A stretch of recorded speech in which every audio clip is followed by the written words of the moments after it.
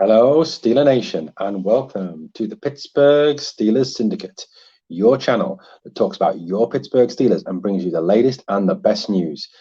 I'm your co-host, Owen, Pittsburgh Owen, speaking to you here in the UK. So, guys, why the reason for the breaking news video? Well, it was tweeted out today by Adam Schefter that this was what he said. Adam Schefter, former Bengals defensive tackle Larry Ogunjobi, who had 7 sacks last season, is visiting today with the Pittsburgh Steelers, per source. He recently visited with the New York Jets.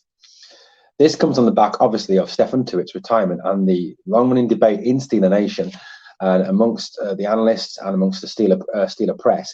Do we need a more experienced veteran presence on that line to replace Stephon Tuitt? There are obviously concerns over Chris Wormley's run defense, or his pass rush was very, very good last season. It's felt that DeMarvin Leal and Isaiah Loudermilk need more time to develop. Montravius Adams is more a nose tackle, and so on. So it's felt that this could be a move that the Steelers want to make.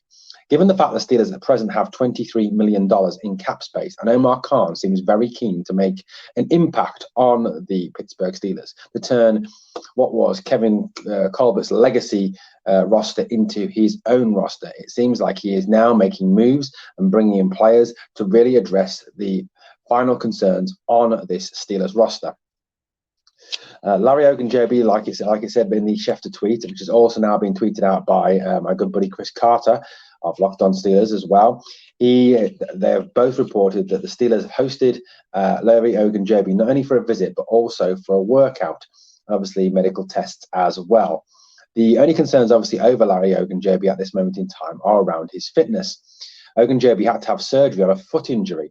That's why That's why his season with the Bengals was cut short, and also why he was unable to finalize a move to the Chicago Bears, who were seemingly interested in signing Ogunjobi, especially given the fact that they lost Akeem Hicks. This was obviously in the past. He visited also with the New York Jets, and at present there seems to be no concerns over his health and over his recovery from this injury. Obviously, that is something he will seek to prove today in the workout with the Pittsburgh Steelers and also in any medical tests the Steelers do on him today. It's felt that obviously by these close media insiders for the Pittsburgh Steelers that if he was to do well in this workout and pass any physicals and pass any medical tests, the Steelers would be very interested in signing Ogunjobi. Ogunjobi's salary with the Bengals in his last season there was $6.2 million. On average, over the term of his contract, he earned $4.6 million. All very affordable at this moment in time, given the fact the Steelers have $23 million in cap space, and over the next few years, the cap is the cap is known to be going to rise as more TV money and more revenue comes into the NFL post-COVID pandemic. Therefore, leaving the Steelers in a position to be able to pay someone like Ogunjobi. Whether he would be given a long-term contract or a short or a prove-it deal, there is no details at this moment in time. The only obviously one drawback on Ogunjobi was his involvement whilst he was a Cleveland Brown with the Mason Rudolph-Myles Garrett incident. If the Steelers felt, I think, that he would be any term or any kind of upset or cause any problems in the locker room, I think then they wouldn't even be entertain the idea of signing Ogunjobi, which they obviously are by taking him for a visit and a workout.